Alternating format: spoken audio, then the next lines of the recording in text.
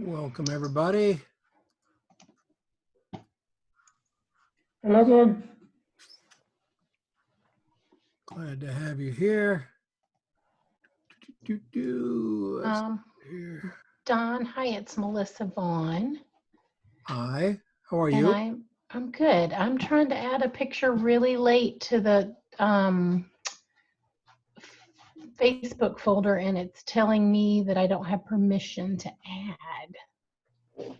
I don't know why that would say that. I don't have any. Okay, I'll just try again. On Maybe there, yeah. something's wrong with me on my I don't end. have anything on there at all to limit anybody.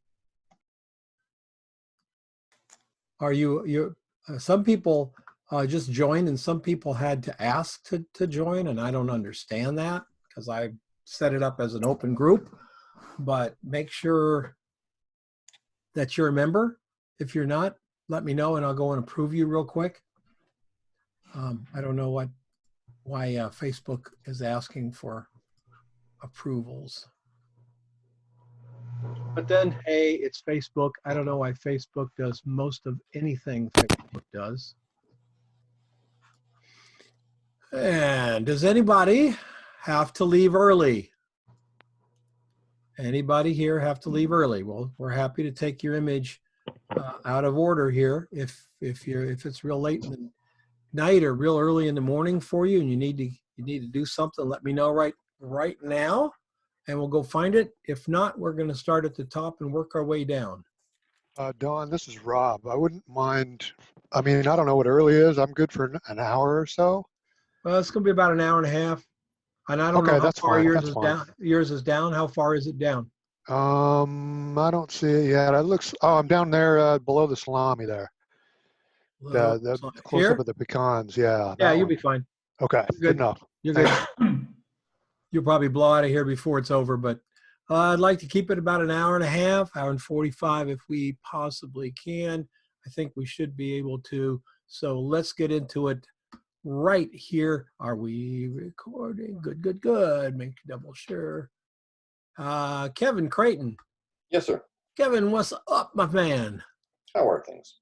All right, very good.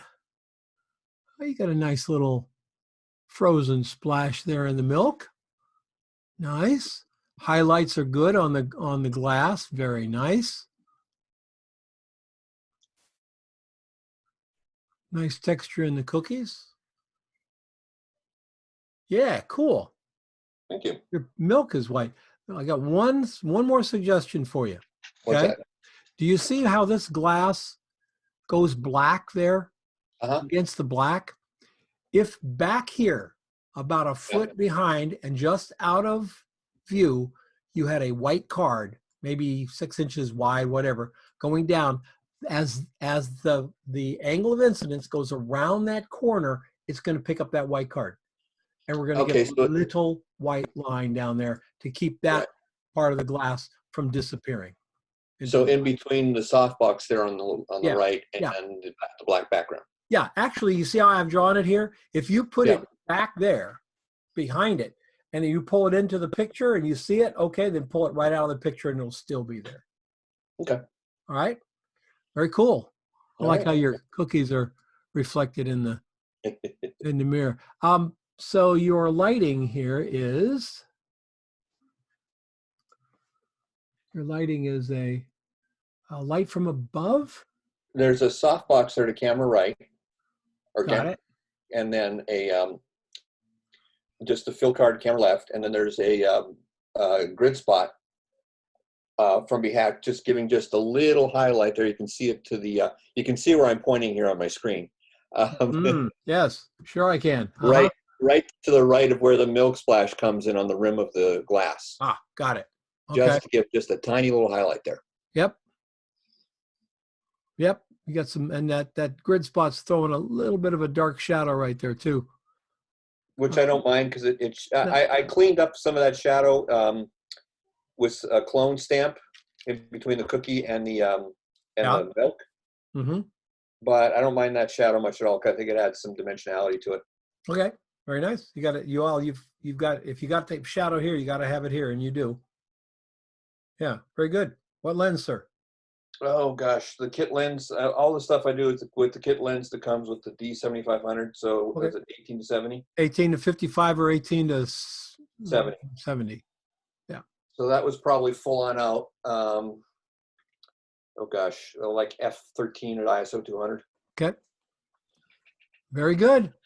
Are those flashes or continuous light? Newer speed lights, $30 All right. each.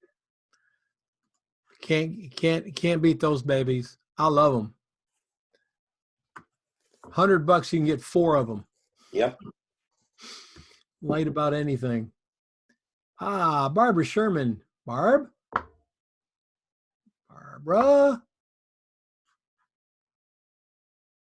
Check my email real quick. Nope. All right. Barbara is not here. Hopefully she'll come in here soon. And Hector. Or is it Hello, Don. How are you? Humberto? Is it Hector? No, it's Humberto. I'm sorry. I had a student named Hector Valdez. Now I've got an Humberto Valdez. All right. He's probably my cousin. Yeah. Very clever the way you threw the popcorn out there. And man, you got that kernel just so perfectly and focused. Copper strands, beautifully done. Beautifully done. Absolutely. What a great solution. If you guys need to see this, go over to the page here and see what Humberto's done here with it, because he's actually laid the pan down, put black cloth underneath it down there, and then these are all hanging at different levels, so we get the different amounts of focus right on it. That's very cool. Good solution, sir. The big popcorn is 12 inches above the black background to make it look closer to the camera. You did a great job with it. It really does look like it's blowing out of there. Very good. Thank you. 50 millimeter. No Photoshop. No, you get in there with some Photoshop and do some magic in there. You'll have a great shot. Really great shot. Your background isn't quite black yet, so I would use levels for that. Humberto, just move your levels down. Should your black, move it in. It's probably clipping off just a little bit. Be killer. And then fix this stuff up front. Really nice. Thank you. Yeah, 50 millimeter lens. I like the way you think. I like the way you think, sir. Good job. Thank you very much. Jorge. Jorge's not here. Man, that's beautiful looking salsa, Jorge. That's just beautiful looking salsa, man. Really good. Very nice. Beautiful. I love what you did. Lighting is nice and simple, really clean. We see everything, all the shine on the onions and the tomatoes. Looks very nice. Who just came in? I don't know who just came in. Mike Moore. Hi, Don. Hi, Mike. You got this sort of sunlight on the beach approach here. Yeah, by accident. Well, on purpose by accident. Uh-huh. How did you, what is your light source? It is a strobe backlit with a yellow gel on it. Okay. And that's it. Okay, so it's just a naked strobe? It's through Translim. Oh, okay. Beautiful highlights. Thank you. Yeah. Is this water that you've put on here, or is it lemon juice? Yeah, it's water. Water? Mm-hmm. Yeah, it's just a great composition. I love this. As an art director, I could do so much with this. Nicely done shot, sir. Thank you so much. It felt good. You shooting a lot of food there? You're Escondido area, right? Encinitas on the coast. What's the difference? 30 miles. Yeah, I'm doing a lot of food. Yeah. That's all I'm shooting. Excellent. Excellent. We're going to get together and talk about that someday soon. Sounds good. Oh, nice little set. Nice little set. Oh, this is kicking some light from the left. Oh, I see it right there. Look at that. Yeah, and just under that, the very bottom is it. It was too dark under. Yeah, right there. Huh? So that just kicked a little bit of light in there, just enough. Yeah. Yeah. Boy, that would have changed the look of this shot had that been black in there. Just change everything. Even though it's not a fundamentally important part of the photograph, it still would grab us. Right now, that's the darkest part of the shot right there. And it feels like it should be. This needs to be lit up because we feel like there's light going through that lemon there, that orange or whatever that lemon. is. Yeah, lemon. And to light that up. And in reality, that's not light going through the lemon. That's light reflecting off the lemon. So it wouldn't do it. Yeah, good job. Solid. Thank you. Yeah. All right. And Kit. No Kit? Yep, I Oh, got there the you are. button now. I'm here. All right. What are these, Kit? Those are pine nuts. Oh, okay. Great surface. Beautiful texture and color on these things. They're really kind of beautiful, aren't they? Yeah, I had to hand pick through a bunch of them to get the better looking ones. Did you polish them or anything, or get No? dust off them or anything? Nothing? Yeah, I used a little, like an air blower to blow dust off. Well, they look great. Your composition works really well. I'm going to be really, really picky because I've had Kit as a student before, so I can be really picky with him. Yeah. This angle, that angle are too close, too similar. I got to maybe twist this guy in a little bit or something. Don't let these two things become almost like they frame it, almost like parentheses on your nut there. Do you see what I'm saying? Yeah, I felt that after I got through working on it, and I looked at it and was like, oh, that doesn't look quite right. Yeah. Yeah, we got to watch out for those parentheses or, quotation mark looking things. But other than that, man, very nice. These things look huge. They look like great big river rocks when you look at the highlight on them. What did you like? Did you have a behind the scenes? You do. What's your light? So it's a window light, and then I've got a piece of kind of frosted plexi that I moved right up next to the nuts. Okay. Oh, is it closer actually than we see it here? Yeah, Okay, you had it up here. I had it up there. Yeah. Yeah, get the light source in as close as possible. Look how soft and incredible the light is on those tiny little pine nuts. And that was a trick I used from you, because I remember you said you liked using that plexi as a diffuser. Yes. That's one of my favorite lights. I have a 2-foot by 3-foot piece of plexiglass. And I shine my lights through it all the time. But you use natural light, window light through it? Yeah, window light. Yeah. It cuts a lot of light, right? It cuts, and that's why bringing it close gave me a little bit more shadows. Yep. Yeah, they do cut a lot of light. They're not like diffusion material or something. They'll take a lot of light. Mr. Gibbs, Gray, are you there?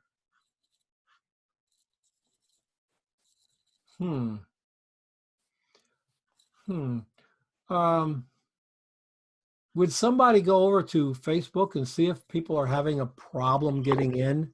Yeah, I'm on my way over there, Don. Okay, thanks, heard it Mark. Gray said he had trouble getting in last time. I don't know what link he used, but I put it up there. We use the link that's on the page, on the web page, is the link that we use. So I'll wait for Gray to come in if I look at his with him. Jim Hill. Yes, I'm There here. you are. I love how you got low with the camera. Look at that. We got a mountain of cucumber slices. Very nice. You got your light above it. And is this a fill card here, or is that another light in a softbox or something? That was a little light that I had reflecting off a card there. I had the BTS there somewhere. Mm-hmm. I think the next picture has a BTS. Okay. It's a little shop light I got from a local hardware store. That little LED light there. Uh-huh. I never used it before like that, so I tried it and see what it looked like. That's over here. Yep. What's this one? Well, that might be the window on the left side. Oops. There's a window behind it. Oh, okay. Then to the left, behind that flag there's another window. I have a corner window. Okay. Maybe it's a window because it looks like a pretty solid light. It's pretty bright. Yeah, there. it might be shooting over that flag there a little bit. What was your exposure for this? Oh boy, this is a few seconds. It's a couple seconds. Okay. I was like at F13. Okay, but you had a couple of seconds. Yeah. Yeah. All right. Very nice. The only thing I'm gonna ask you about is by having your light to the back and here, you didn't get any light on the front. Okay. So put this back into Lightroom, okay, and add some light to the front of this and some contrast, and get that cucumber to pop up a little bit. Do you have Nick? No. Okay. I have Lightroom. I never tried Nick before. Yeah, use Lightroom then. You should be able to just, paint it and then just slightly bring it up, add a little contrast, and we'll snap that front up a little bit, all right? Okay, thank you. Very good. Very good. Oh, delicate little onion slices and garlic cloves, it looks like. Yes, that's mine done. Thanks. I love the color in here. Really pretty, right in through here too. We got a little bit of color up here. That's nice. We got a nice highlight across it. That's the one that's in focus. Yes. Yes, I don't think that was your best choice. I think it would have been these two. Well, I have a very hard time focusing because my lens is not a macro. I added magnifier filter. Okay. Okay. So that's why, and it was so hard to focus. And finally, I was able to put a ruler, and on the Fujifilm, it gives you a highlighted area to focus, and but it was so hard to focus. Are you when you put that focus filter on the front, you're switching to manual focus then, right? Yes. Okay. It was all manual focus. Okay. What you can do is if you're too close to focus, because that's probably what happened here, that was your maximum close focus, then just back up a little bit, get a little more in the shot, and then crop to where you wanted it to be. Have you experienced, or you've done anything with focus stacking? No. Maybe I should try that next. This would be a wonderful shot to focus stack. Grab those cloves and some onions here, and you just focus here, right here, then you focus here, then you focus, here, and you focus here, and then you put them all together. Photoshop has it, and then there's a extra software called, third party called Helicon that's really designed for it. But I think that you ought to give it a shot on. This would be a good one to practice on. Okay. Love the color, and then the blue down here, just pulling the warmth out of these. Nicely done. What? And you're using a 50? And a Fujifilm has a 56mm lens, which is a 50 fixed lens. It's a 56, so it's about an 70 or 85 then. It's a telephoto lens. Yes. Okay. You'll get more depth of field with your wide angle, even if you're in closer. Yes. Yeah. Very nice. Love the color. Love the color. Can't wait to see you do it again. Yeah. Love it. That's how close I was from the garlic. Mm-hmm. Yeah, you're right. You're beating your close focus. Yes. Yeah, I was like at 2 inches apart. I was very close. It was very hard to believe. It took me forever. Well, Focus. That's crazy. yeah, very good. I like it. I like what you did. I think you're gonna end up with a good shot. When you focus stack it, you're gonna love the look. All right. All right. All right. Audie, is Audie here? Audie. Yes. Yes. I don't see Audie anywhere. Okay. Looks like the light is from above to the right. We're getting a nice big highlight on the salami here. I like the way it's looking over here. This darker salami looks better than that really bright here, Audie. So I think you've got to take this down a little bit because this salami looks great in here, right on the edge. It's very bright there, but it's not only the salami itself, but it's the specular from your light source that's really popping that up. So let's bring that down just a little bit. Love the shadow and the angle of the shadows to it. Looks good to me. Don't apologize to vegans if they don't want to eat salami. That's up to them. I think you're good. One lonely little salami there. Look at that. Sad little salami. Of course, I was thinking, did he Photoshop? No, he did not. They're all different. Very good. Oh my. Is Catherine here? I'm here. Wow, beautiful, Catherine. Thank you. Do you have a behind the scenes? You do have a behind the scenes. So you're using dark field lighting. That's wrapping it back around here and over the top. And these guys are bouncing up at you're giving the peppers this white to Yes. reflect then. Yes, correct. Oh, very cool. Very cool. There's just a few little things, okay? I love it. I love the stem there coming out. The color is beautiful. Highlight on the top is exquisite. Same down the sides here. Little Photoshop stuff. Let's fix that. Let's fix that. And then this and that and that and that and that. And we're good. Down here, I've got a little bit of a messed up pepper. Let's just fix that. And lastly, we got green.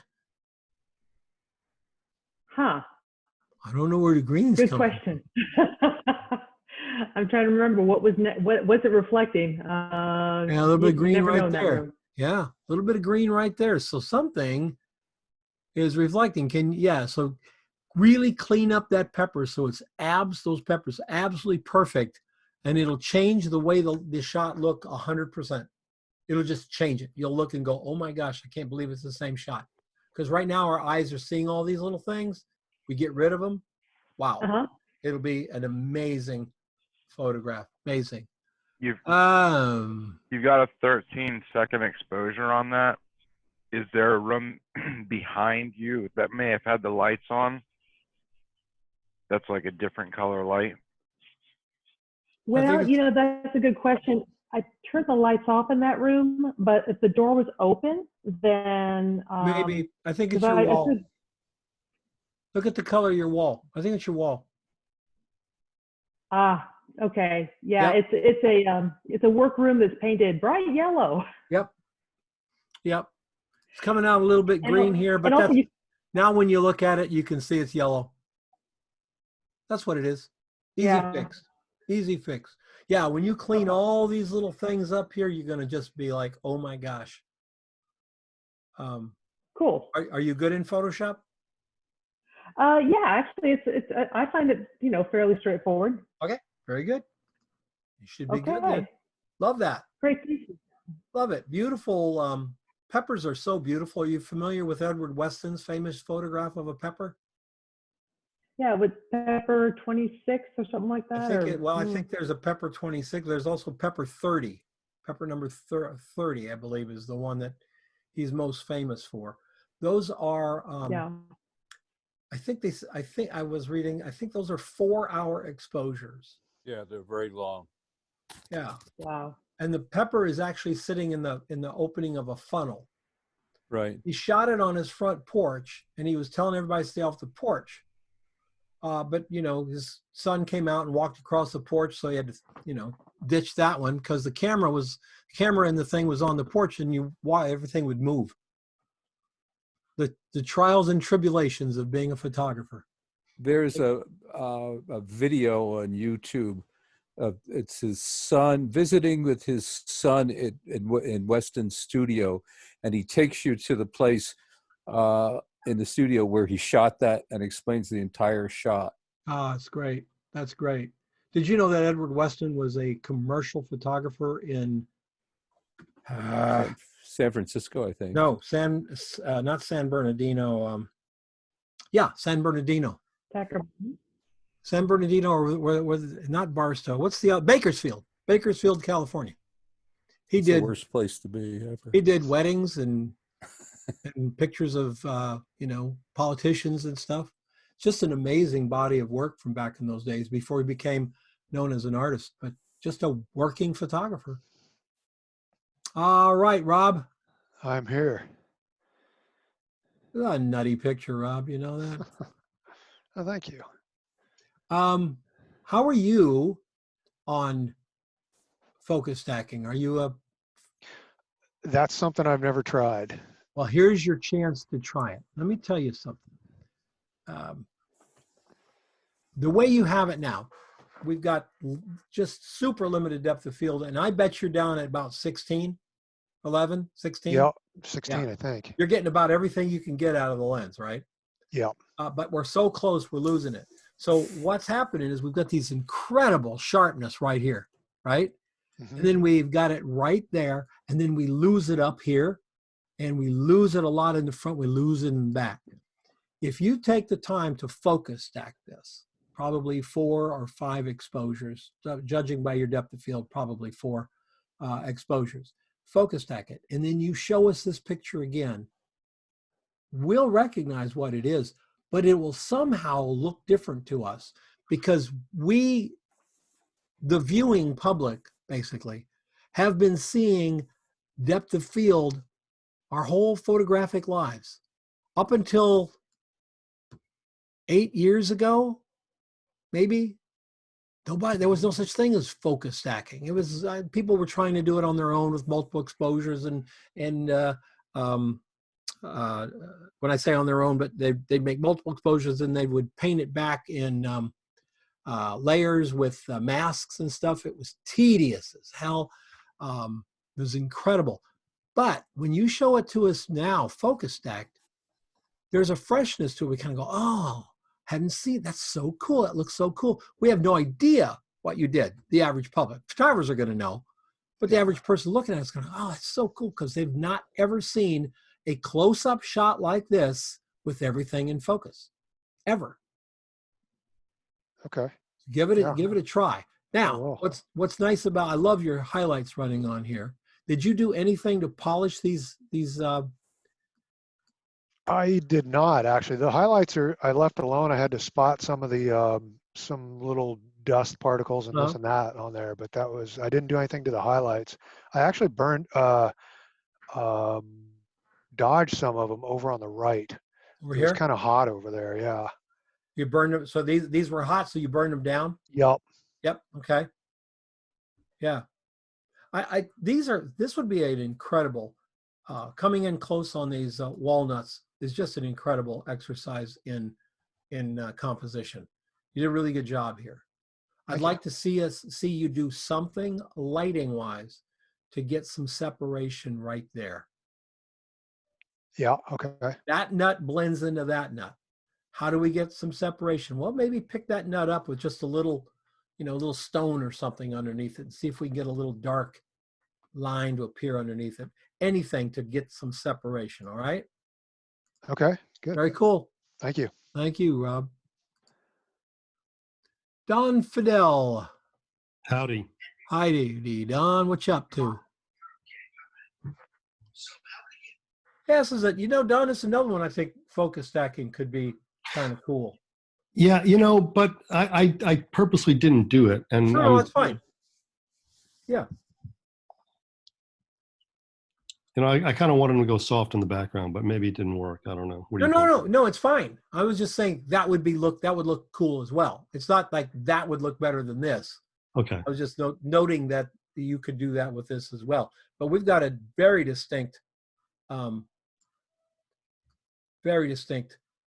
focus right in here on these guys, the cheese and the front cracker and the knife, which you've got the cutlery logo on there, really nice. The knife looks great. The cheese, your light is above and behind, because what we're seeing here in the slate, that's the specular of your source, right? Yes. That's your source coming in. I wonder if the top of the cheese is a little poppy, little bright. Okay. Yeah. We're losing a little bit of texture there, and I'd like to see that texture. Okay. Crackers look great. The cracker looks great. The background looks great. I'm gonna say this. I also would give you some permission to move stuff together closer. It's a little bit far apart for me. Not bad, not bad, but I think a little closer could be kind of fun. I'd see that bright corner. That bright corner would look so good if it went up into that shadow. It would just change and get these guys over a little closer. But yeah, what's your light source, sir? It's softbox. Yeah, it's just a large softbox overhead. And then that reflector filled in a little bit from camera right. You had it up on a thing up here, right? No, I hand held it. Hand held it? Yeah. Yeah, I got tired of putting up light stands. So. Yeah. I think in the future, what we're doing is hanging our lights from drones and just flying our drones around with our lights and stuff hanging from them. And, yeah, I'm down with that. Yep. I am too. At least I wouldn't trip over anything. Light stands are an invitation to concussion for me.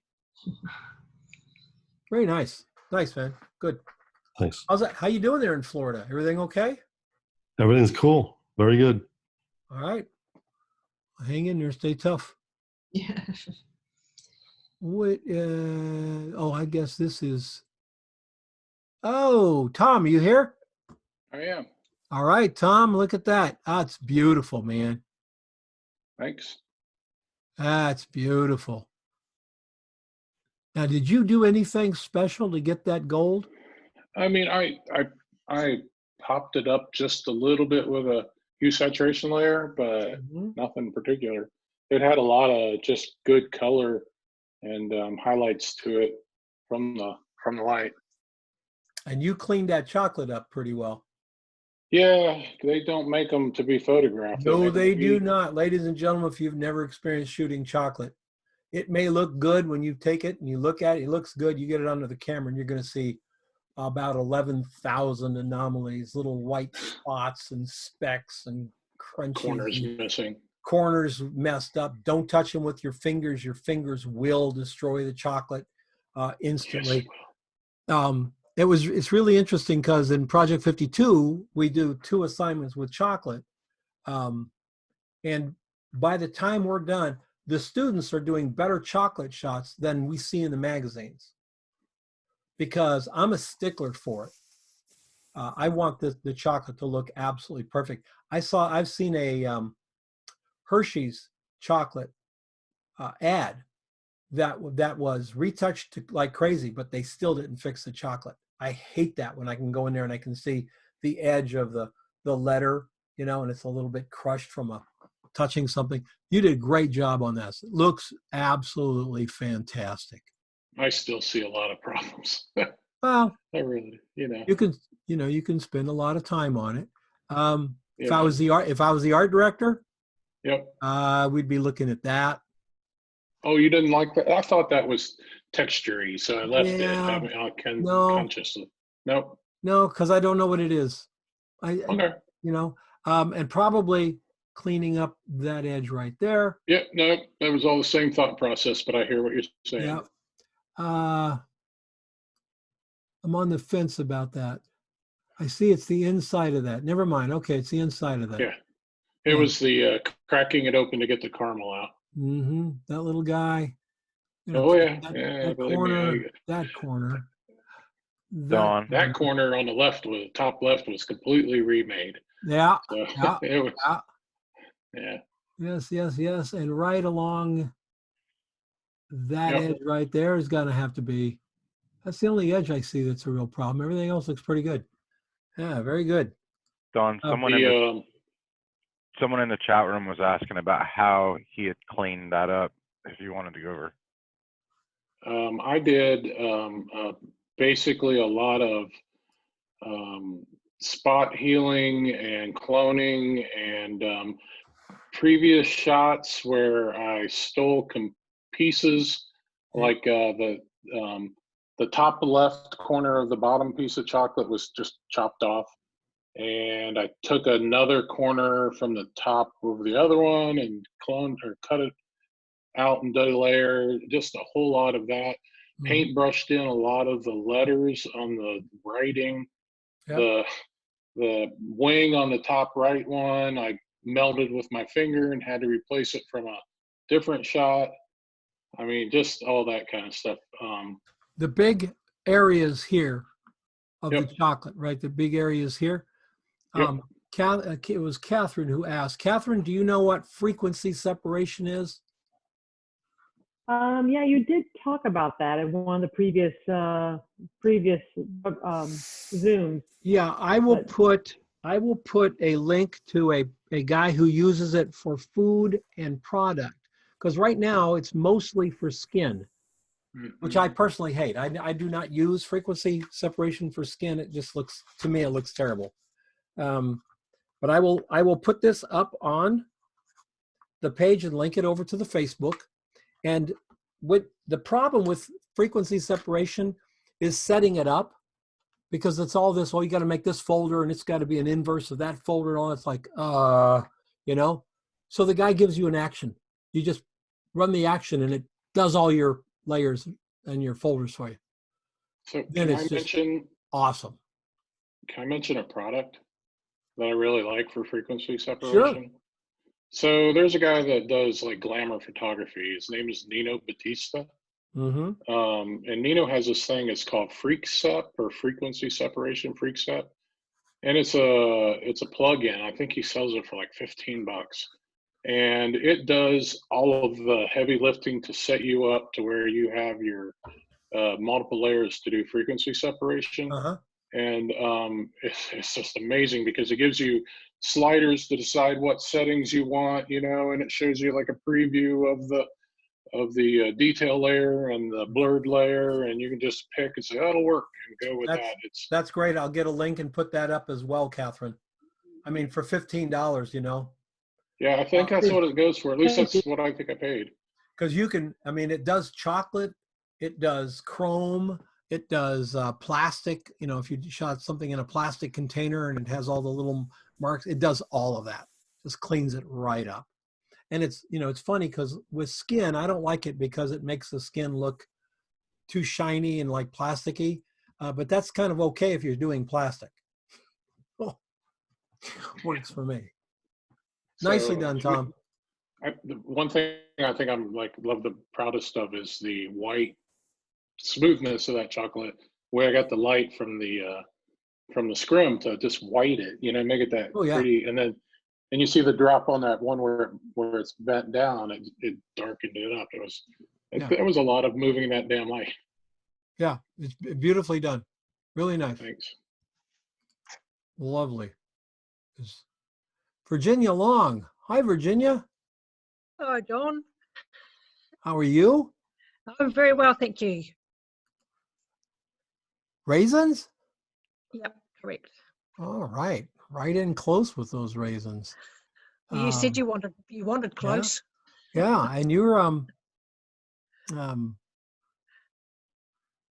is this isn't your natural light studio, is it? No, it's not. This is my new studio, but I wouldn't normally photograph on my bench with all that. Well, But you still have only your other one tiny. though, don't you? Yeah. But this is where I've got all good. my stuff I now. was like, wow.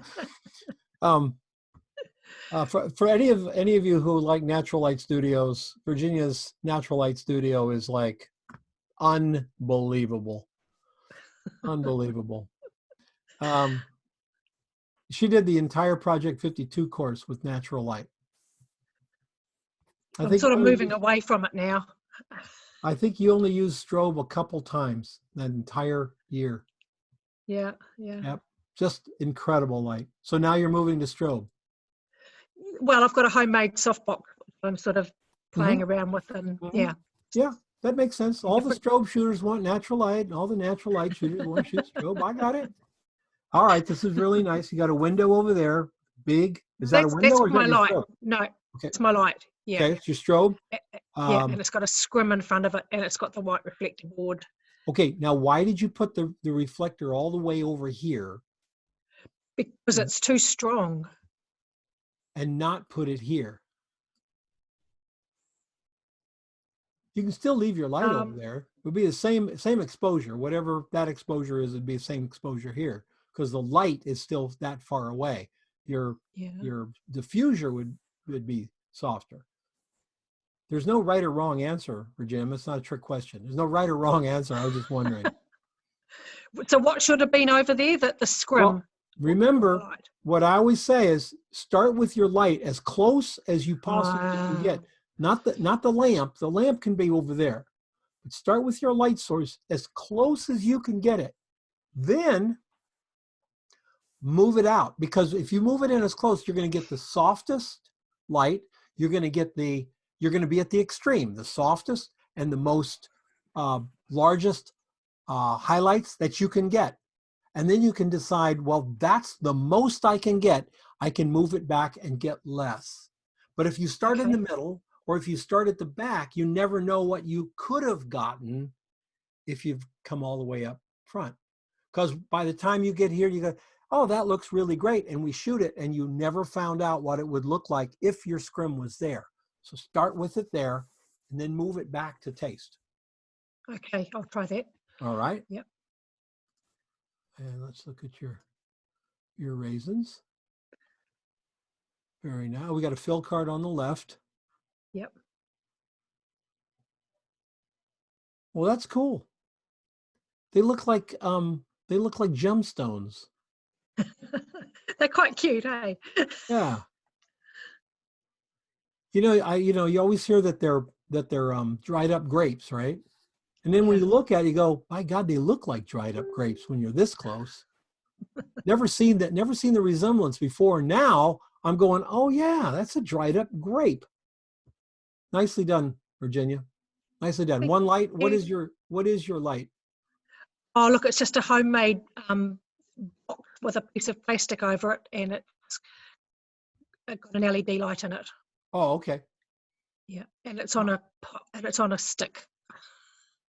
All righty. Very good. How are you doing over there with the virus? Yeah, we've got one more week to go, and then we go to level 3, which we're allowed out. So are you on the back side of it, or are you still on the front side? We're just about over it. Yeah, there's not good. many more cases. Good. On top of it. Well, stay safe, please. Thanks, Don. Sheila Joy, lovely watermelon shot. That is really a clean cut watermelon there, Sheila Joy. Is Sheila here? Oh no. Really, really nice. Hey, Mark, did you find anybody over there at Facebook or Mark Lund?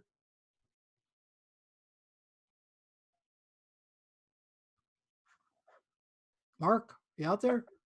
I'm sorry, I've been looking for a link or anything. like. Oh, you're. Can you hear me? No, you're breaking up. Did you Can find you hear me, anybody? Don? Did you find anybody who wasn't being able to connect? Can you hear me? No, there was nobody in there. I keep refreshing it, and All right. there's no new post or anything. That's fine. She right. did a video of her making this photograph. She did. Yeah, it's a speed. You know, it takes about a minute of her doing. It's like what what's her name in the Netherlands did on like her this. shot. Like Tammy's as well, yeah. Yeah. But Tammy did. She did the same thing. She was inspired by Tammy, and she did it. So it's on the post, but she did a really good job. And it was surprising to see what she ultimately came up with. I mean, she was going back and forth, adjusting this, that, and the other thing. Yeah. And then ultimately she came up with this and the lighting as well. So it's really, it's too bad she's not here because it was a real good story. Beautiful shot. Love the light. I like the way she plays with focus because this is really the only one in focus right there. That's very cool. Mm-hmm.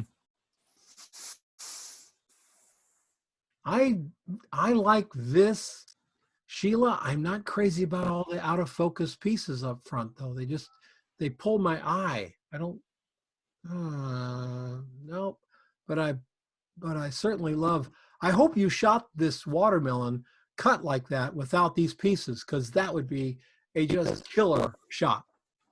Killer shot. That is so beautiful. I think she may have done that. Yeah. Yeah, I hope so. I think she was putting things in and out, so she may well have done that. I hope so. That's very, very cool. Very cool. And light from both sides. Very nice. I will show you this. You see how her light stops here, everybody?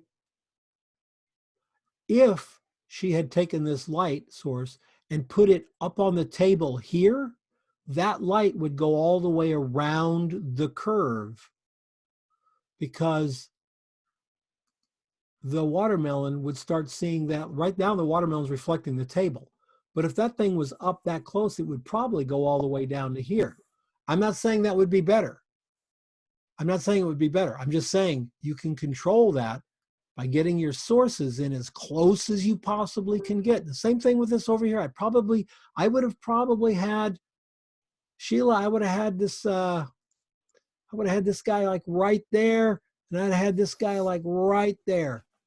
Get it right in there. It's really, really nice. Now that my bit may have been too much. Sheila's an accomplished photographer, so I don't doubt that whatever she did here, she did on purpose. We could get that highlight to go all the way down, like I said. That may not look good. May not look good. It may just, she went, oh, that's too much white highlight. So Sheila knows what she's doing. I'm going to trust her. I'm just showing you how you can change that out. And that's why I say start it at close and then move it back. Patrick Matthews has, what is this, Patrick? Some sort of cheese and meat sandwich? Pulled pork sandwich. Pulled pork sandwich. You know, you put a little, is there a coleslaw in there? Yes. Oh, it's a Cuban. Right. So yeah, pulled pork, cheese, the coleslaw, and some barbecue sauce. And your lighting, sir? Is it? I had a beauty dish above, so I'm kind of shooting underneath the beauty dish. So it's it's like right above my eyes. Okay. And then I had a light behind the background, kind of going through the background. Okay. You got really good highlights on the front here. I ended up, like I wasn't getting good highlights. I actually took the flashlight from my cell phone and was aiming that at those the drips of barbecue sauce to try and get them to highlight better. Well, probably the reason you weren't getting the highlights, you had your camera here, and you had your sandwich here, and you had your beauty dish up here, correct? Yeah, and I had a fill card to camera right. Right. And let's look at your beauty dish. Here's your sandwich. right? Yep. Here's your beauty dish coming in on the sandwich and reflecting not at the camera. Yep. Yep. So you got to get that angle. I would have probably put that beauty dish down touching the lens. Okay. Or metaphorically, in Yeah. that plane, right on it. Then you'll get a little pop back. The other thing, Patrick, watch Yep. out for your horizons. We don't need to see that. Okay. And I was debating on whether to cut that out or not. And No, I just kind of, move the plate back and put your horizon okay. crop. We can see a little bit more up front here without it being a problem, but there's no reason for us to see that. I'd like to see the plate just go out into that yellow. Okay. All right, very good. Thank you, sir. Thank you. Wow, McAllister, that's a lovely shot, man. Yeah, thanks. I actually posted that one accidentally. So there is another one on here, but yeah, I did a whole series of these dark. Yeah, that's really cool. What lens? I think it's 100 macro. Okay. And 32 f32. 32. I was going to ask you if you had 22 on that lens, so you got 32. 32. I got the old one. Yeah. Yeah. That's why I like the old lenses. Oh yes. That's really pretty, man. And you say you got another one on here to look at? Yeah, it's further along. It's okay. Yeah. All right. We'll come back. Pat, is this your setup, sir? Yes, that was my setup. Well, kind of. It was the same setup, except for it was the day after, and I was shooting something else, but everything was still left the same, other than the background. Okay. Very good. Yeah, get that thing down. Get it down on top of your lens down here. Get that reflection come right back into the lens. Very good.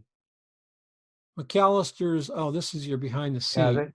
Yeah, this is for my image, which is Woo. this one. Wow. Oh, you got a speed light over here. Yeah, with my bubble wrap, special bubble wrap. So your bubble wrap diffuser here. Looks like daylight, man, doesn't it? I was aiming for that, yeah. Yeah, looks like daylight. Looks really, really pretty. The bubble wrap gives you a nice soft, like a window looking light source there. Specular. I love this. This is, you clean that up in Photoshop, I take it? No, I placed them pips perfectly. And that's tweezers just to pull out any extra, a little scalpel and tweezers just to pull out any little pieces. Yeah, that's cool. Lovely composition, beautiful light from the side. And then that backlight is just really basically backing up, lighting up the surface back there. Yeah, I had a softbox on the other side just doing the ambient sort of thing. Yeah, that was like a beauty. It's normally a beauty dish. It's a little a disc. I took the disc off and just put that. Just adds a little touch of ambient on there. So in the background, I'm not even really seeing it much on that apple there at all. Just kind of really lighting up that's very nice. Beautiful, great depth of field, pulls our attention right to the apple there. Lovely composition. Good shot there, John. Thank you. Solid shot. Michelle Collins has a leaf of some type. Michelle, are you there? Michelle, my bell. No? Wow, I like kale. Yeah. Looks Is like that what kale.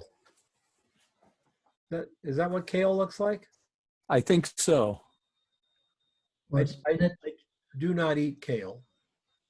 Well, then you wouldn't know what it is. No. As a matter of fact, I tasted it once. I don't even go down the kale row in the. Do not like it at all. That's beautiful, though, Michelle. Or spinach. It might be spinach. I think it's spinach. Oh, I like spinach. All right. Beautiful highlights, Michelle, all the way through here. We've got that edge light up here, which is just terrific, all the way around this thing. Just terrific. And then your slight background is great. When was scrim to the left, reflective silver card? Oh, okay. All right. And shot on an iPhone. Really? Beautiful. Yep. David Thielen. David. You know, over here, I was just looking at Lisia's comment here, and it says, try kale and spinach together in a cream soup. And I thought it said, try spinach and kale together in ice cream. And I thought, no, we can't do that. This is, David, this is beautiful. I love the highlight on your dish here, your serving thing, like specular. The light on the pizza looks great. And I like how it comes up above the dish there. Very, very cool. Very cool. Nicely done, sir. Wish you were here, David. Did David just come in? Was that David? No, Sheila Joy's here. Sheila, were you unable to connect when I was talking about your picture? Yeah, I was just now able to get on, so I'm sorry about that. That's okay. I liked your picture a lot. I did not care for the one with the out of focus watermelons, but I loved the where the watermelon was standing up. Did you shoot any of those? Just standing up watermelon. Unfortunately, when I was all finished, I did not have my laptop connected, so I didn't realize just how shallow my depth of field was. Mm-hmm. Yeah, and so if I were to shoot this though, I did. You didn't? Yes, I did. Oh, I did. good, because that's your shot. Yeah. That's your shot. Well, I'm still too shallow on my depth of field, so I might shoot it again this week. I'm getting another little miniature watermelon on Wednesday, and so I might try it again. But I was very disappointed, like I said, because I didn't have my laptop tethered. I did not realize just how shallow my depth of field was. I think that is a big lesson learned with not tethering, because in the back of the camera it looks great, but when you upload them, you go, oh man. The back of the camera is the great deceiver. It is, and so that's the great deceiver. Yeah. Well, I'm glad you agree with me, because you know how that goes. You think about it and you're like, well, yeah, and then as soon as I saw it, I'm like, no, too shallow depth field. But remember what I teach you is to shoot it and bracket by aperture. You're right, and I did not do that. Yep, shoot it at 5.6 and get all that creamy out of focus stuff, and then but shoot it all the way through to 22 if you can. And I didn't. So lessons learned. Yep. Thankfully, it wasn't for anything other than our class to learn from. Well, so thank you. That's what the class is for. Thank you, Don. You bet. Jay. Hi, Don. Hi, Jay. I'm going to ask you a terrible question here, Jay. Sure. Is this sharp? I think so. Maybe. It's just... Maybe it could be. I don't know. I mean, it just... For a minute there, I was waiting for it to keep resolving because it's a multi-layer JPEG. I don't know, Jay. Could be it could be Facebook too. Could just simply be Facebook. Well, and I did a close-up of it, or I did a cropped version of it, and it does look sharp in the cropped version. Well, if it looks sharp, it might still look. It's got to be here. So it could be purple. Is a color that that I seem to. Every time I think something doesn't look sharp, it's maroon or purple. So maybe it's my eyes. I mean, you know, red cabbage is a blast to shoot because it's just crazy inside. What's your light source, sir? It's a beauty dish coming from above. And I just took a black board, put it behind it. I was trying to get more of a black, you know, having the cabbage on a black background, but the beauty dish, and I use a diffuser between the beauty dish and the image, but the strength of the beauty dish was so much that it created it, and it's on a black glass plate.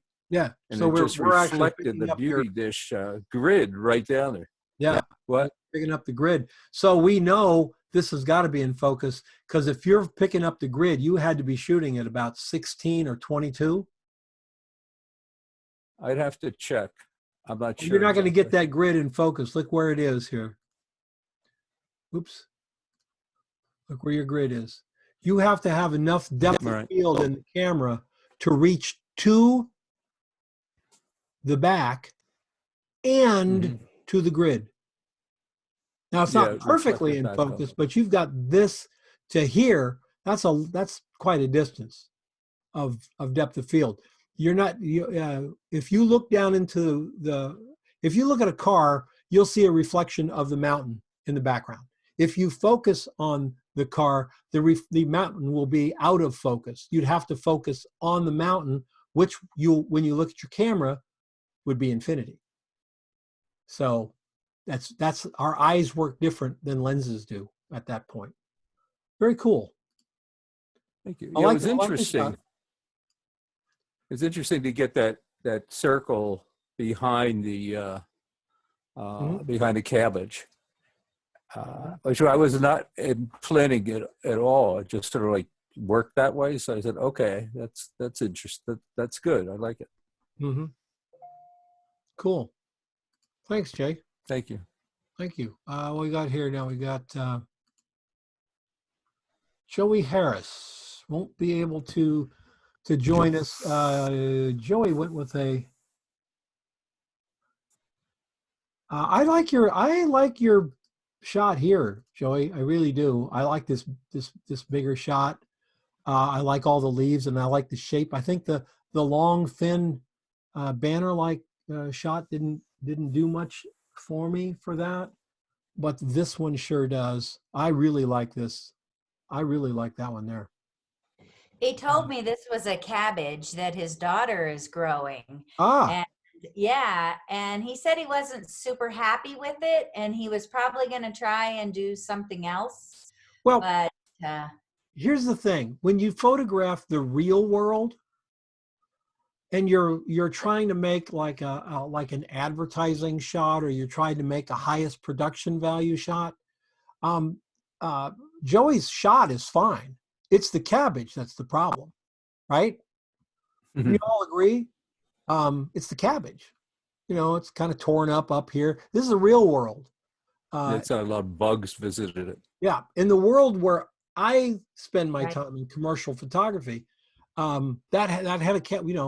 You're going to send somebody to the market, and they're going to spend 2 hours in 4 markets to find 5 perfect heads of cabbage. Then they're going to come back, and your stylist is going to take one of these things and curl it up and pin it down here, and she's going to take another one of these leaves off another one that's perfect and pin it on here, etc. These might come from 5 different cabbages down there. All of that's the world I live in. This is more like National Geographic, etc. There's no right or wrong way. There just is things we're comfortable with. But the shot for Joey the shot's beautiful. Love the shot. I agree. I think the shot is natural, is beautiful. Yeah, absolutely. When you look at it as advertising, though, in my opinion, I would want all these little black spots to go away and this little brown piece of leaf that's on the top gone, just because I'm thinking about the overlay of the text and how it's going to be in the magazine or the brochure, for commercial use. These leaves would be washed and waxed, perfect for it. But for what it is, it's a very nice shot. I love the. Yeah, but Joey, I do like your bigger shot much better. Oh, and there we are out there photographing the daughter's cabbage. Nice. It's in a pot. Jeez. Yeah, no kidding. That's pretty interesting. Stacy, Tyler? Stacy here? Oh, really? Stacy, this is very cool. I'm going to guess, Stacy, that you're light painting here. Anybody want to take that bet with me? I agree. Yeah, I think some light painting going on here. This is really pretty. It almost looks like the tomato in the middle is backlit the way that she's got it from the sides. Yeah, maybe there's a hole cut out in the black when a light coming through. Stacy is not here. I wish he was, and then could tell us how he did it. But that's a very nice photograph, Stacy. Really well done. Looks like a little Photoshop because I think this leaf is the same as, yeah. So those are all the same leaves put in. Does he have a back behind the scenes? Because this. Yeah, everything's backlit. Yeah, because that's what it looks Cool. like. Yeah. Okay. Not only is it backlit, it's also done in Photoshop. So these are all shot separately and then put in, lined up in Photoshop. Oh, okay. And it looks like he had holes cut in that background, in that black base. Go back to the light up. behind the scenes. Didn't it have holes cut in it? Yeah, right here. Right there, yeah. So he probably had the stuff sitting right in the holes and then was lighting from underneath them back. If you look on the left-hand side, he's got that strobe pointing up with a reflector coming underneath the board with that reflector on the back. There's probably a hole underneath this lime here. Yep. What a great idea. Yeah. Really very cool shot, Stacy. Good for you, my friend. Good for you. Killer shot.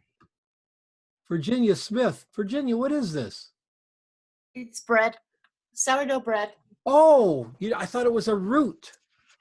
No, we were trying to. We've been admiring the crust because every time Samantha makes another loaf of bread, the crust does all these little patterns. Oh no, that's ciabatta bread. But anyway, the homemade bread has all this on the edge, all this little pattern. Mm-hmm. And so we just held it in the window after it came out of the oven and we're admiring it, and I took a picture. Yeah. And then you ate it, right? Oh yeah. It looks fabulous. She's been making some fabulous bread, my daughter. She's learning, and it's amazing. Virginia, I just wish there was more depth of field. That's the only thing that, because the only edge that's sharp. I know. I wanted that edge to show because that was the interesting part. I do too, but I think we lose it too fast down here. We got this edge here is showing. Looks like this is the same distance as that, but then as it goes up here, we lose that edge. If that edge was sharp all the way through, we'd be gold. I think. Yeah. I think it's losing it here and then losing it back up there is the problem. I was playing with a different lens, and I think that I'd get a better, like where I can shoot. It doesn't go from shallow to. I have one lens that seems to go from shallow to a deep depth of field without a lot of, in between. And I have another lens that I played with today that does better with that. Oh. So, I mean, she's making bread all the time, so I'm taking pictures of all of it. That's very cool. cool. Virginia, whenever I put my macro lens on, what I find is, I can be at 4 or 5 or 6, and it has such a shallow depth of field. I can get all the way up to 16, and it still seems super shallow. So just put it on next to it. Put it next to another lens of the same focal length. The fact that it's a macro makes no difference. F11's F11 on a 50 millimeter lens. Really? F11 will always be F11.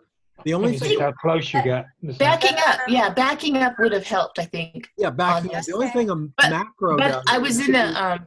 There's always like 3 or 4 people in the kitchen. Right now. Mm-hmm. I think my son-in-law was making that Dalgona coffee. It's amazing. And then Samantha was taking the bread out. My other daughter's getting dinner ready, and I was like, I want to get the bread.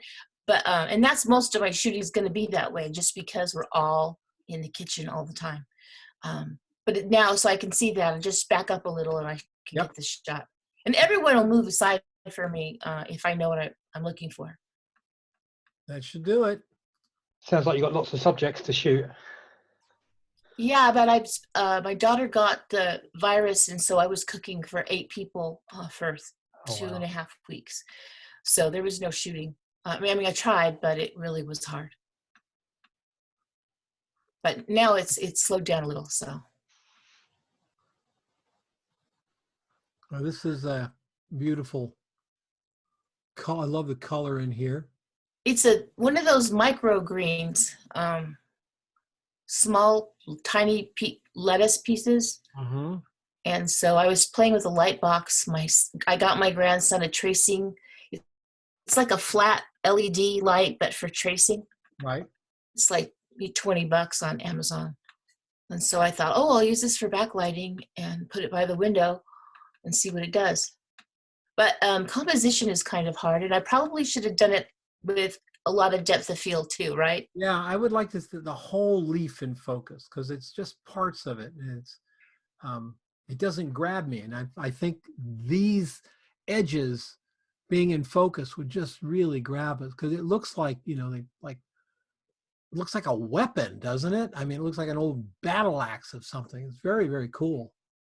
Yeah, it's neat to see when you're looking at it that close. Yeah. Oh, yeah. Yeah, I think it's fascinating getting in this close with the food. Mark Lund's, boy, that's really great light in the top of this this pineapple, Mark, back here. Looks like you've got light. Oh, let's look at your behind the scenes. So you've got light here, and then you've got, oh, there it is. So you got that back there, and this is standing up. Was it? Well, that was the stand-in. I did a pineapple shot. That was the stand-in pineapple, and then I went and got another pineapple because that one I had for too long, and it looked all right, but I wanted to do something different, so I laid it down and tried doing it that way, and I focus stacked. I think I had 11 images that I went through Helicon with, and then this this little guy here is now shooting into that right there. Yep, and right across the top. And you can see, I think you guys can see what I'm talking about when you focus stack this at an angle like this. We're just not used to seeing that. We're used to seeing something out of focus. We don't know why it looks unusual to us, but it does. I think it's a very nicely done shot, Mark. Thank you. Love this little light in here that is there. And you said 11 shots? Yep. I had it at f11 and then shot 11 shots and put them through Helicon. Were you using rails? No, I went to the rightmost side of the frame, focused it, and then just manually I took a picture, turned it just a smidgen. Got it. Okay. And then focused it. Very nice, sir. Do you tether when you do that, Mark? Yeah, I tethered. Yeah, because that's what I've been trying to do too. Yeah. It's funny. I tether so much when I try to take a picture without the computer. I'm trying to figure out how to use my camera. Tethering is where we live, folks. It really is. Melissa Dudley Vaughn. Melissa, are you here? I'm here. Oh, that's so pretty. Thank you. It was a last minute decision to shoot this morning, and so this is natural light from my window. Mm-hmm. And it's a really high ISO. It's 6400 f/5.6, 1/25 of a second, handheld, so I was holding my breath, and with my 100mm lens. You know what I like about it? It's not a picture of a tomato. It's a picture of the stem. Yes. Which is so unusual. I love this little curly cues. Look at that. It's fun. That's just fun. Nice highlighting in here and on the stem there. And the stem goes black, yet we still have a little red behind it. So we have roundness and dimension to the picture. Really cool. What lens? 100mm. 100mm. And for hand holding this? Yes. No wonder you needed ISO 6400. Yes, and it's cloudy in Dallas, very cloudy in Dallas today. So, what camera are you using? Mark D2. Okay, because I got a Nikon DF and it doesn't do this at 6400. Well, I went in and smoothed it a little bit. And you were talking about using frequency separation earlier. I do use it on some of my clients. I always dial it down because I do a lot of senior work, so I fix a lot of bad skin. But for the tomato, it actually worked really good. I went in because my highlight was a little more specular, and I felt like it drew too much attention on the side of the tomato. I felt like it drew too much attention from the stem. So I went in a little bit on those separate layers. On the color layer, you can use the brush that's like a paintbrush kind of thing. Right. And you just gently, I can't think of the name of it right now. You just gently, so I was able to smooth it out on the color layer so it wasn't quite as specular, just a little softer, so the attention went back to the stem. It's really beautiful. I want you to fix one little thing for me. Okay. See that little, see that little dark spot there? Yes. It doesn't, it's too contrasty. Get your light into there just a little bit more. Otherwise, when I look at it, my eye goes right to it because it's a dark area next to a bright area. Okay. Okay? Yes. Clean that up right there. That's very nice. Beautiful shot. Thank you. That's my pullback. Your studio. Yeah. I actually didn't use the fill card for that shot because the fill was too bright. And I got too much highlight on the side, so I have some more with fill. No, it's the darkness back here that sells it. It's a deep, dark. This would make a great shot, really big in a restaurant, like an Italian restaurant. You know, a great big print on the wall. This would be so cool. Thank you. Yeah, nicely done. Coffee bean. Yes. Melvin. Yes.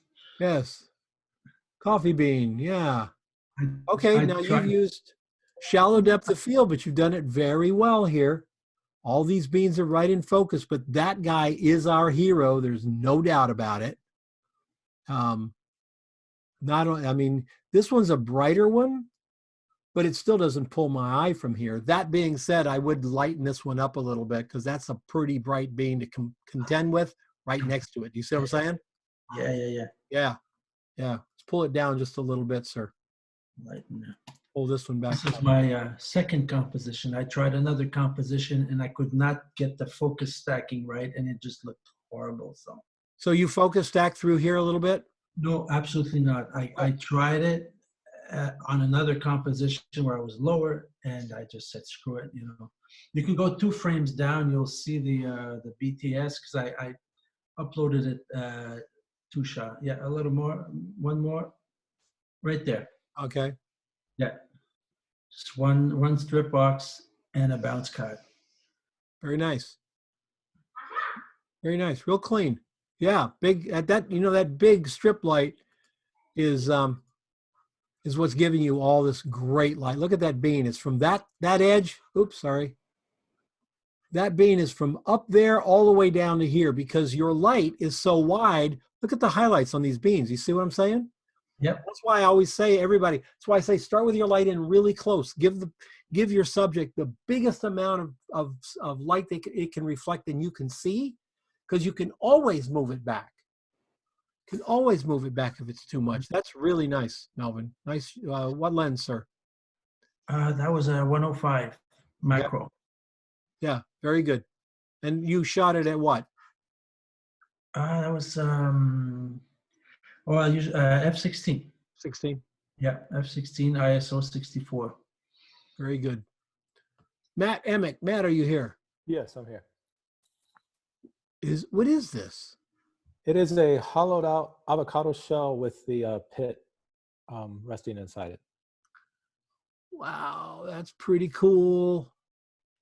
That's a very artsy kind of photograph. I still can't see it for what you're saying it is, but that's very, very cool. Thanks.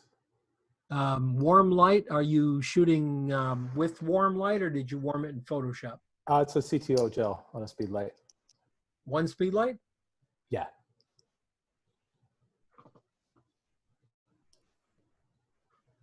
Okay, I can see it there. Huh. Is this the seed? Yeah. That's a little closer to an avocado seed than I want to ever get, Matt. Okay. Very, very nice. I love the CTO. I love the CTO so much. Really just warms everything up. looks great. I love it.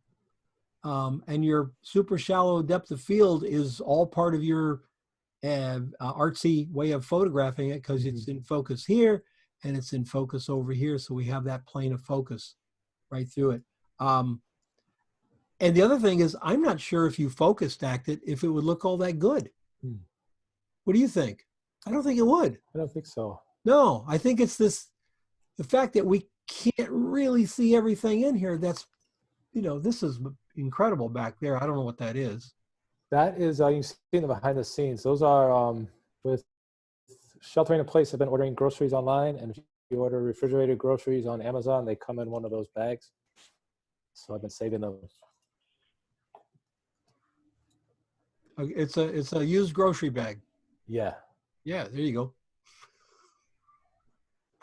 Works for me. Matt, that's a great shot. Good for you. Thanks. Thank you. Yeah, good for you, man. Lens, gotta be a It's macro. an old school 105 millimeter macro Nikon, all manual focus. Manual focus? Yeah, it's probably a 40-plus-year-old lens. Yeah, and guys, if you shoot Nikon, most every Nikon camera takes every Nikon lens ever made. Most of them do.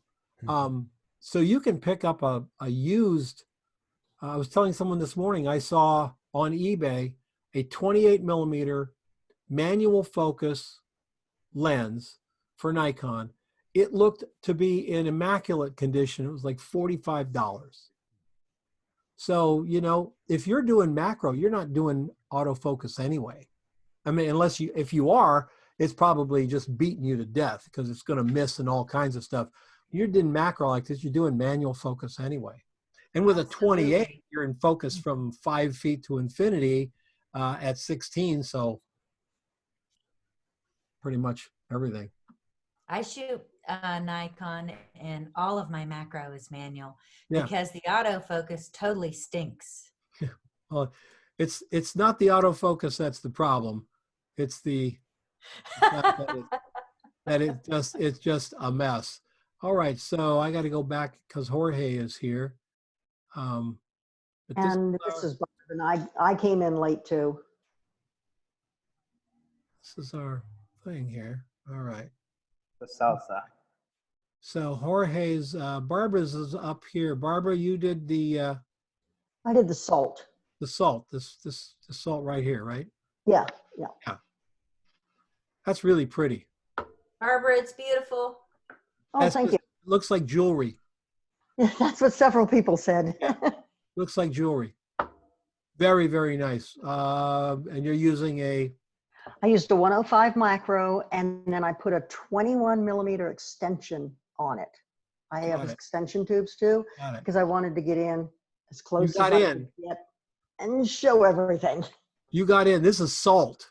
It's Himalayan salt, so it's kind of big. It's bigger than but table it's still salt. it's ingestible. Yeah. Yeah. It's small. Yeah. Very small. I'm trying to step out of my comfort zone on all of these and do things that I've never done before. I think it's really cool. Now, what you need to do is about 5 more shots of things that are this small. Oh my goodness. Okay, I'll try to find some. And the next one after this, my behind the scenes.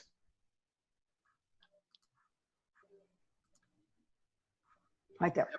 So what I have is underneath the salt is sitting on glass. Mm-hmm. And then I have these white foam things that it's sitting on, so I kind of get some side reflection. Right. Underneath it, that's not black. That's actually one of those silver cake plate things, the things that you use for cakes that you can get at the store where you get cake decorating supplies. So it's kind of silvery. Then I put the black board on it. And then the black is then reflecting off the silver to make it look silver everywhere. And then I have a light underneath shining through.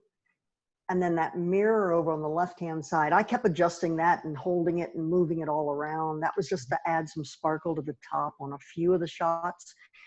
Again, this was focus stacked, and I have about 9 shots on it. And some of them did not have any light on the top, and some of them did, just to get that light on those darker ones in the back.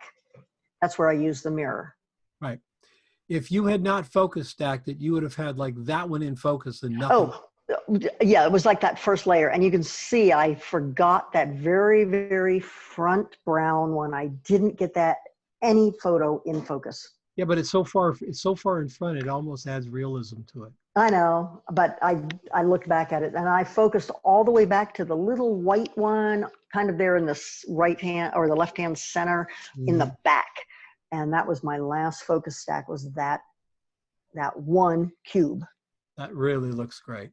But I don't have Helicon, so I'm going out. I'm going to buy it now because I've been doing all my focus stacking manually in Photoshop. So I've just been importing everything into Lightroom, opening its layers into Photoshop, and then masking in and out. And that is so time consuming. I forgot what Helicon, it was about $50 or something? 30. 30. Yeah, 30 for a 1-year membership. Definitely. A 1-year license. So I've got to get it. If you do more than 10 a year, it's worth every penny. And I need to get it. Yep. Don, I was going to ask you, Barb and I were talking about the focus stacking software. The one that you use for doing the real estate, when you put the sky in, what was the name of that program? Oh. That's not focus stacking. Was that just exposure blending? Yeah, exposure blending. That's Oh, I do it. Yeah, I do exposure blending differently. Sorry, it's Okay. down here. It's not DxO. It's where the hell is it? Aurora HDR is one of them, and Luminar. Luminar 4 Luminar. is where you do the sky. Yeah. Okay. No, but none of those are focus stacking. Those are all exposure and blends and things. Okay. Jorge, this is your wife's very first salsa? Yep. You did good. Thank you. Man, that looks fresh and real. I love it. I like We had it in the fridge right up until we brought it up, and because it's so hot here, just the condensation got on it immediately, and that helped give it that shine. Yep. So it was kind of like a throwaway shot though, because I was using the backlight, a little softbox, and it looked terrible, and I just decided to open the window and got that. Okay. I like this. I like your close-up shot here. Okay. This one, where we don't see the bowl. Because we don't really need to see the bowl, right? Okay. The bowl doesn't add anything to the vegetables and the salt. Well, it adds to the wife wanting proof that she made her first salsa. That it does. That it does. But this is just lovely. Okay. Yeah. Thank you. And that's on a crop also. That's an actual shot. And this is with window light, you say? Yep. Wow. And then a foam reflector, actually a canvas, a painting canvas on the opposite side. That's it. Very nice. What lens? Macro 100. Wonderful. Just cool. Just cool. All right. Did we miss anybody's? Hey, Don, this is Gray. I was able to make it late. Okay. I'm up. I was below the lemon. Where is it? Below the lemon. Or oranges or whatever that is. Yep. Okay. This is, you got a big light source over the top. Am I right? Right Yeah, here? I got a strip light on the side. Strip light. Look at that beautiful highlight down here. One thing I think though, Gray, honestly, I think it's a little under. Do you think you could pull a half more out of it? Yeah. Oh, definitely. I've been in Moodyville lately, so. Yeah, because when I look at the highlights, we're not, even the brightest highlights here just seem a little muted. And I'm thinking, I think this thing's got to come up just a little bit. Just a little bit. I love the color of the Swiss chard here. That's very cool. You've made a piece of art out of a leaf. Yep. And the highlight, when you've got that light so close, look at the highlight on that thing. Now, it looks like it's wet. Is it? It is not. This is just how shiny the chart is? Yep. Wow. Very cool. And I like it a lot. What lens, sir? 100 macro. Yeah. You know, there's been so many books done about close-ups of food. You know, you guys And it's been done that way because they are just so much fun. So much fun. Anybody else? Fantastic. Hey, I hope you're all enjoying this. Really do. I'm having a blast.